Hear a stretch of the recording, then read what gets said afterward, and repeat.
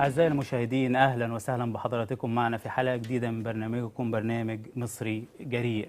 أهلا وسهلا بحضرتك مريم. اهلا يا دكتور.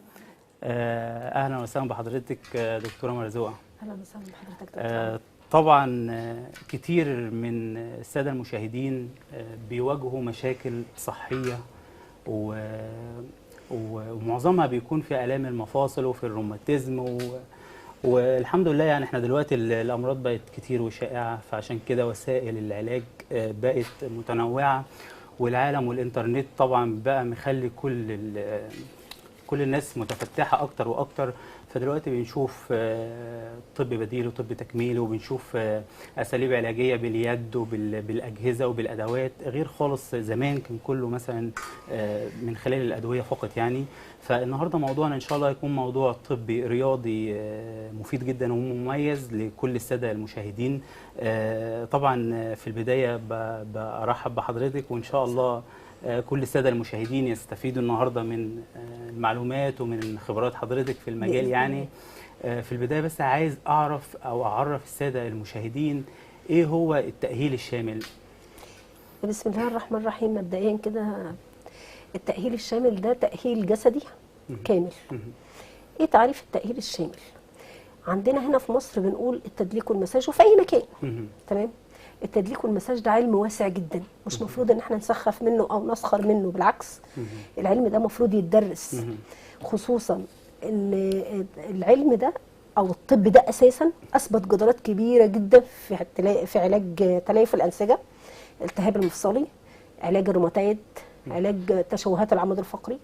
كل ده التدليك والمساج اثبت علاج كبير جدا. طيب يعني احنا نقدر دلوقتي نقول ان التدليك ده تدليك علاجي، ولا هو زي ما احنا بنشوف كده ان هو بيعمل ريلاكس كده؟ لا لا لا لا لا، انا التدليك والمساج ده ينقسم عده اقسام. اهمهم القسم العلاجي. دلوقتي انت لما تديني مثلا دكتور فاهم، وليكن دكتور علاج طبيعي، تمام، بيشتغل معايا الاول بجلسات المسح، مسح الانسجه، بيعمل لي تنشيط عام كامل للدوره الدمويه في الجسم. طبعا انا ما ادخلش، لما يدخل لي عليا مريض استحاله هقول له تعالى اعمل لك مسح كده. الاول ادردش معاه، اعرف تاريخه، اعرف المرض ده جاله من امتى، اعرف يعني يأدي له من وقتي ربع ساعه. الربع ساعه دي مش هتفيده هو، بالعكس دي هتفيدني انا. اللي هي بقى يا دكتوره بنسميه التشخيص بقى. ده كده تشخيص الحاله ده بقى، كده تشخيص. تمام. الربع ساعه اللي هاخدها منه دي هتفيدني انا. طيب انا مجرد ما اتكلم مع المريض هديله حاجه كده اسمها ارتياح نفسي، هيدخل معايا في قصه ثانيه جدا. دلوقتي انا هيأته نفسيا، ابدا اتعامل معاه. تشخيص المرض ده تشخيص حسي، وليكن بالاجهزه. طبعا الاجهزه ليها دور كبير جدا في تشخيص المرض، بس متعدد الخبرات او اللي عنده خبره كفايه بيعرف او بيقي ان المريض ده فيه كذا وكذا وكذا، طيب او بيعاني من كذا وكذا وكذا. تمام. يعني دلوقتي عندنا برضو بنأكد على موضوع ان التدليك مش هو بس حاجه كده تنشيط للدوره بس، لا بيبقى ليه فعلا نسبه في العلاج لو مثلا في الام في العضلات. الدول اللي بره سبقتنا في الطب ده، مع ان الطب ده اساسه طب نبوي. ليه الدول اللي بره سبقتنا؟ لانها بحثت فيه، وطوروه. احنا وقفنا عند نقطه خلاص، احنا اكتفينا. اولا مؤسسات الادويه تشكر وكتر خيرها، مش يعني معظم الامراض شاعت، فهي ما عادش قادره تلاحق على ايه ولا ايه. البحث العلمي كمان ما بقاش قادر يطور من نفسه. الموضوع بدأ يدخل في دايره مقفوله. احنا بنشوف كل الرياضيين دلوقتي مهتمين بالموضوع الطب التكميلي والدوله كتر خيرها يعني عليها ضغط جامد، ضغط جامد، خصوصا في قسم الصحه. طيب اللي يقدر يساعد يا جماعه، انا طالب معلش اعمل لي معاهد، اعمل لي معاهد ابحاث بقى تأهل الفني او الدارس ان هو يمارس المجال ده زيه زي اي مجال. حتى احنا بيدخل دعم للدوله. كنا بندردش مع بعض وبنقول احنا عندنا معتقدات اصلا خاطئه، ان هو يعني حضرتك مفهوم خاطئ. حضرتك قلتي انا برضه هوضحه بطريقه اكيد علميه اكتر. المفهوم الخاطئ هنا ان هو فكره التدليك والمساج بالنسبه لمعظم الفئات ان هي حاجه كده تكميليه او حاجه كده ترفيهيه. بالظبط. لا يا جماعه، الموضوع مش كده خالص. الموضوع فعلا يستحق البحث ويستحق الدراسه ويستحق الوعي الكافي. معلش انت لما يبقى عندك وعي كافي هتفيد ناس كتير. تعريف حضرتك ليه ايه بالظبط؟ يعني حدده لنا بالتعريف العلمي. انت قلتي بالعام او انتشر او يتشهر بكذا، او عند معظم الفئات واخدين عنه فكره ان هو حاجه تكميليه مش حاجه اساسيه. او الطب التكميلي اكتر حد جدير ان هو يضيف صفه للتدليك والمساج العلاجي. اللي هو ايه يا فندم؟ الطب التكميلي عباره عن وعن يعني عباره عن ايه؟ الطب التكميلي ده يا ست الكل عباره عن مثلا لو جالي مريض عنده تشوهات في العمود الفقري. تمام. الاجهزه، او انا لو عرضته للاجهزه تمام. الاشعه الفوق البنفسجيه دي بتعمل قصور في الخلايا العصبيه. طب ما عرضوش للنقطه دي. تمام. ولا كمل؟ تمام. دلوقتي بالنسبه للتدليك او المساج ده بنستخدم بيه، يعني انا بشوف طبعا في كريمات بنشوفها في زيوت. طبعا تنصحي بقى زي زيت اللافندر، زيت الكافور، زيت الزيتون، زيت حبه البركه، زيوت كتير جدا. انواع الزيوت ليها علاقه بحاله الضغط عند المريض مثلا؟ في زيوت بتهدي، في زيوت بتعلي. هيجان الدم عموما في الانسجه ليه زيوت معينه، اللي هي الزيوت اللطيفه، اللي هي زيت نعناع، الورد، زيت ابو فاس، الزيوت اللي هي ايه الهاديه. طيب انا لو عايزه اعمل تعديل وظيفي للدوره الدمويه في جسم الانسان، يبقى هنا زيت الزيتون فقط لا غير. زيت الزيتون فقط لا غير. طب هو نمره واحد. اللي عنده القولون العصبي زي كده تمام، ودايما مش متحمل نفسه، في حاجه في انواع معينه انت بتقولي دلوقتي في حاجات بتريح الاعصاب، صح؟ بقى نستخدم بقى ايه بقى في الحاجات دي مثلا؟ بنعمل جلسات مسح عاديه جدا، وبنستخدم في حاله القولون العصبي التدليك بزيت النعناع. دي نمره واحد. نمره اتنين بنعمل حجامه تفويقيه مش ترفيهيه. حجامه تفويقيه يعني بسحب من الجسم شوائب واخلاط في الدم عن طريق الوغز بس. تمام. بالنسبه احنا طبعا بنشوف دلوقتي معظم منتشر كتير الام المفاصل والركب والرجلين، حتى ما يعني مش في كبار السن فقط، الشباب كمان دلوقتي معظم ركبهم خلاص وظهرهم خلاص يعني انتهى. فالناس دي تنصحيهم بايه؟ اولا التغذيه السليمه، لان التغذيه السليمه هي المكون الاساسي. ايوه. طب انا لما يجي لي مريض عنده مثلا حاجه زي كده، هقول له معلش احنا الاول هنشوف المعده دي فيها ايه، اللي هي بيت الداء. هتروح لطبيب هيشخص لي المعده دي فيها ايه. بعد كده بناء على التقرير اللي جالي ابدا اشتغل معاه، لو ليه شغل معايا اشتغل معاه. معنى كده ان في محظورات اصلا ما ينفعش نشتغل معاها؟ اكيد. ايه المحظورات المحظورات اللي احنا ما ينفعش نشتغل معاها او نعمل لها تنشيط للخلايا او توزيع في الدوره الدمويه في الجسم؟ الحالات اللي عندها كانسر، الحالات اللي عندها سيوله حاده في الدم، ايه كمان؟ الحالات اللي عندها انيميا. كل دي حالات انا معلش يعني. طب لو حاله عندها انيميا ما عليكش وابدا؟ يعني مثلا ما انصحش بحاجات وارجع؟ حالات السكر نفسها بتتعالج، بس برضه بتظبط السكر بتاعها من خلال الطبيب المختص. وانا طبعا انا ايوه احنا مش هنسخف الطب طبعا. يمكن في كل حلقه او في كل لقاء طبي باكد على موضوع التخصص يا جماعه، اللي هو ما فيش حد لو هو عالم في الطب مش هيعالج كل حاجه. لا ده اكيد. فلما يجي عندنا واحد عنده سكري او عنده مرض معين او انيميا او حاجه، لا الجا لطبيب معالج اكيد، ظبط الانيميا بتاعتك، السكر أكيد بتاعك، وبعد كده اعمل بقى الجلسات بقى اللي انت محتاجها. دي حاجه اسمها متابعه ما بين الطرفين، ما بين دكتور التخصص وحضرتك. فتبدا تنسق معاه وبناء عليه انت بتمارس عملك. هو المفروض الاخصائي ده بيكون اصلا بياخد ارشاداته من الطبيب، بالظبط صح كده؟ مش شغال من نفسه. لا. طب جميل جدا. طبعا بنشوف دلوقتي برضو في علاج بالنار او بالفوط الناريه او بالحاجات زي دي، برضو ده من ضمن العلاج من ضمن نفس طبعا. ده بيساعد على ايه بقى الحاجات دي؟ ده بيساعد على تنشيط الدوره الدمويه، التهاب الاعصاب الحاده، هيجان الدم زي ما قلنا. تمام. حاجات كتير جدا زي التشوهات. ليها موانع برضو الفوطه الناريه ولا ملهاش؟ ليها موانع في حاله واحده. ايه هي؟ لو المريض نفسه عنده كانسر. عنده ايه؟ فيروس. تمام. هو طبعا احنا حديثنا شيق وعندنا اسئله كتير، وطبعا حابب برضو انا يعني اتكلم في موضوع الحجامه، لان طبعا انا دلوقتي بشوف يعني من اشهر لعيبه كره القدم كريستيانو بلاقيه عامل حجامه، طبعاً. محمد صلاح عامل حجامه، كلام كتير جدا في مجال العلاج بالحجامه هنتكلم فيه، وان شاء الله الدكتوره هتفيدنا فيه جدا. لكن بعد الفاصل تفضلوا بالبقاء معنا، ولكن بعد هذا الفاصل. ابنك build your son هيحول ابنك أو بنتك لبطل حقيقي في خلال 3 شهور بس. برنامج الفريق: 1. تعليم حركات وفنيات الدفاع عن النفس. 2. محاضرات علم نفس لاكتساب الثقة في النفس. 3.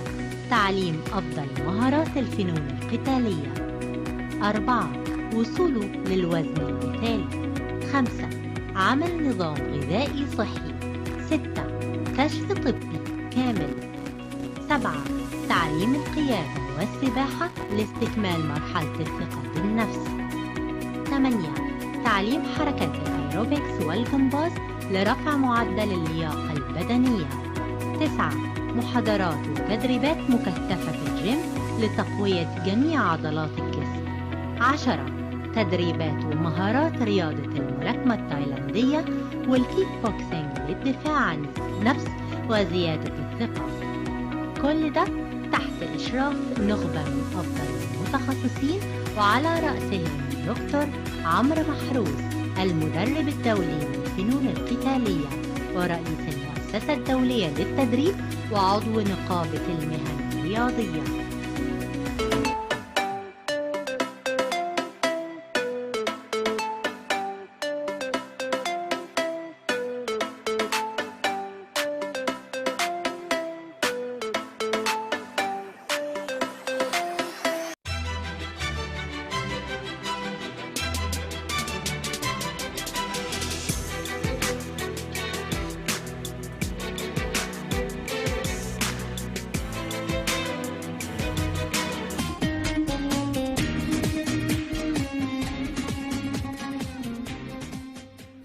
رجعنا لحضراتكم تاني بعد الفاصل، وحديثنا طبعا مع الأخصائية مرزوقة فضل، أخصائية التأهيل الجسدي الشامل، واتكلمنا في الفقرة الأولى عن التدليك العلاجي وعن الطب التكميلي، وهنكمل طبعا حديثنا معاها.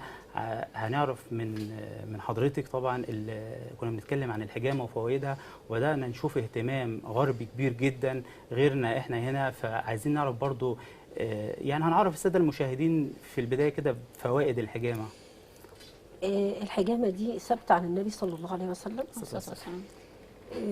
فوائدها كتير جدا.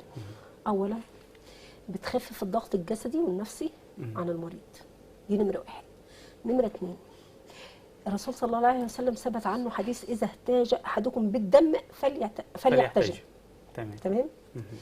إذا هنا الدم ده فيه مشكلة، ممكن لو حصلت مشكلة دي ممكن لا قدر الله تحصل حالة وفاة. تمام. فالحجامة دي سنة نبوية، دي نمرة 1. الحديث الثاني اللي ثبت عن الرسول صلى الله عليه وسلم لما أسرى ليلة الإسراء والمعراج قال: ما مررت بقوم من ملائكتي إلا ووجدت يوصي أمتي بالحجامة. أوصي أمتك يا محمد. هي وصية سماوية قبل ما تكون يعني علاج، يعني فأكيد لها فوائد. من هنا الناس اللي بره خدوا من كتابنا احنا حاجات عملوا بيها، احنا ما عملناش بيها، بالعكس. مفيدة أكتر في إيه فن؟ حضرتك عرفتيها كسنة. كفايدة إن هي بتنشط الخلايا. تمام. بتعمل تقوية للجهاز العصبي والجهاز المناعي. الجسم ده مش مجرد جسم خلاص، الجسم ده انت مش جلده خلاص. تمام. انا بتنفس من بقي للاجزاء الداخليه، طب الجلد ده بيتنفس من بره، ده طبيعه الكون. نسبة علاجها، اقول للبيشنت اللي جاي لي انت مثلا هتخف بنسبة كذا، او اقدر اقول لانه هي لو اتعملت صح، لو اتعملت مش سحر، مش هقدر اقول بنسبة 100% لا مثلا، بس اقدر انا لسه هقول لك اهو. هي لو اتعملت صح الحجامه بتدي نسبة علاج 75 ل 80%. تمام. دي لو اتعملت صح. انا ما يجيليش المريض من بره واعمل له حجامه في نفس اليوم، بالعكس. في حاجه اسمها فصل اخلاط. انا بشتغل على المريض ده، بعمل فصل الشوائب من الدم. تمام. جلسه 2 3 على حسب ما المريض ده يقدر يتحمل معايا. تمام. حتى لو كان مريض سكري او اي مريض او اي مرض مزمن، ايوه، الا في حاله السرطانات. يعني احنا عندنا المحظورات في الحجامه السرطان بس؟ السرطان، السيوله الحاده زي تمام. ما قلنا. تمام. السكري يعني انا ممكن لو اشتغل مع نسب سيوله متوسطه او ضعيفه؟ ما انت بتقارير المريض بتعرفي انت هتشتغلي ازاي. اقدر اشتغل مع حاله السكري بالمتابعه بالتحاليل بتاعته بتقدري تعرفي انت هتشتغلي ازاي. طب السكر اقدر اشتغل مع مريض سكر ولا ما اشتغلش كحجامه؟ مع مريض السكر لو سكره من مثلا نقول من 160 ل 200 تقدري تشتغلي معاه عادي. فوق كده لا، بتظبطي. اعلى من كده ملوش حل متوسط؟ لا ده من المحظورات؟ لا لا لا، من ضمن المحظورات. ايه كمان من المحظورات؟ المحظورات نفسها لما انا مثلا ما يجيليش حد معاه درجه حرارته مرتفعه واعمل له حجامه. ارتفاع درجات الحراره، ارتفاع درجات السرطان، الحراره. اكيد برضو نسبه السكر، الحوامل نسبه اللي السيوله. الحوامل صح؟ طبعا مثلا الاطفال. طب الاطفال من عمر كام ممكن قد إيه؟ نشتغل لهم؟ الاطفال من عمر 14 سنه وما بعد. تمام. بس انا بشوف حالات وبشوف اطفال صغيره اللي هم بيكون عندهم تاخر في النطق مثلا، تبول ايوه التبول، الحاجات زي دي ممكن يتعمل لها حجامه الجافه صح؟ اللي هي الحجامه الجافه. ايه انواع الحجامه طيب يا دكتور؟ هي حجامه جافه، حجامه ناريه، حجامه متزحلقه، حجامه دمويه. تمام. احنا برضو عشان الساده المشاهدين ما يتوهوش مننا ونحاول، فعايزين واحده واحده بالراحه كده. اللي احنا نعرفه تمام، واللي شائع قدامنا بنشوفه او بنعمله او بنشوفه على السوشيال ميديا او في اي مكان، اللي هي الحجامه اللي بتطلع دم اللي بنشوفها. طب في ايه بقى؟ مش شرط يا دكتور. عايزين نعرفهم برضو ايه الانواع الثانيه. انت قلتي دلوقتي في حجامه جافه، في حجامه متزحلقه، في حجامه ناريه. الحاجات دي برضو دي انواع بتشتغلوها برضو في الجلسات بتاعتكم؟ ايوه. الحجامه بالنسبه للحجامه الجافه هي حجامه بتفصل الاخلاط بتفصل الشوائب من الدم. دي حجامه جافه انت بتعملها تدليكي دائري خلفي. دي بتشتغل على فصل الاخلاط او فصل الشوائب من الدم. دي نمره واحد. مفيده. تمام. طيب بشتغلها لوحدها؟ بتشتغلي في حاله لو المريض ده معلش في اول جلسه بتشتغليها هي اول جلسه. ده اساسي ولا ده حالات أساسي. معينه؟ ده اساسي في كل الحالات، ده اساسي. عموما هي ما لهاش سايد افكت، يعني ما لهاش اثار جانبيه. لا لا لا لا لا يعني الحجامه ملهاش اي اضرار. ملهاش اي اضرار. احنا زي ما قلنا بس الفيروسات هي اللي بتنتشر في الجسم، فعشان كده لا احنا ما بنحتاجمش. بس والاطفال الصغيرين خالص طبعا، واكيد كبار السن بقى. لا اولا كبار السن مفيده للحجامه، مفيده ليهم جدا. نشاطهم بقى تخليهم زي الحصان يعني؟ لا هي مش تخليهم زي الحصان، احنا مش هنبيع الهوا يعني. احنا هنقول هي بتعمل لهم عمليه تفويقيه بس. تمام. يعني مثلا مريض المسن ده اكتر حاجه بتتعبه لما يجي مثلا ينام، ما بيعرفش ينام. انا بريح له العضلات عشان يحصل ليونه في العضلات. بتريحيها بالمساج ولا بالحجامه؟ بالاثنين.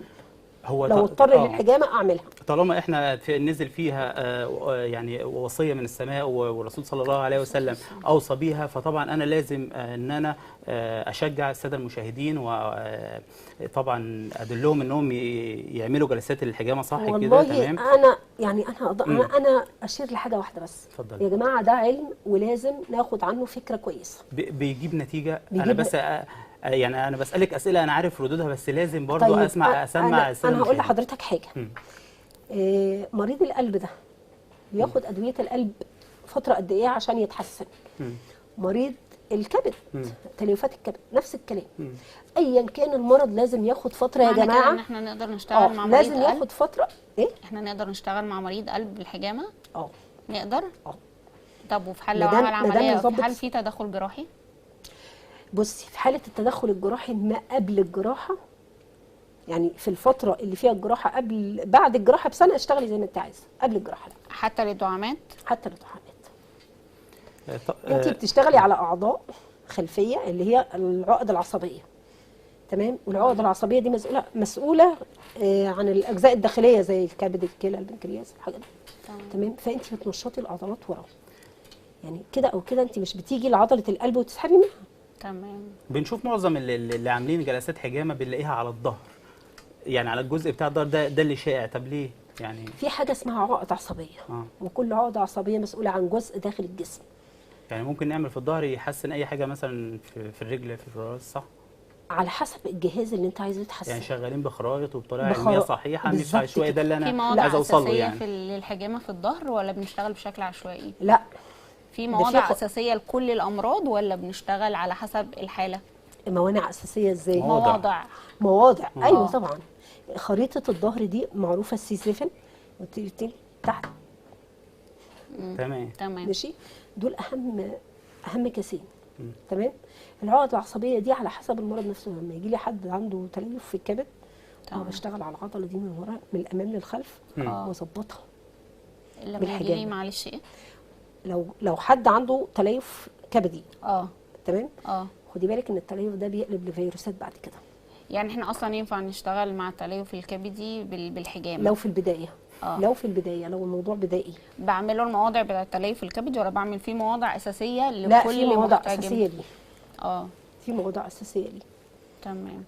طبعا مجال الطب التكميلي والحجامه والتدليك العلاجي ده محتاج حلقات وحلقات.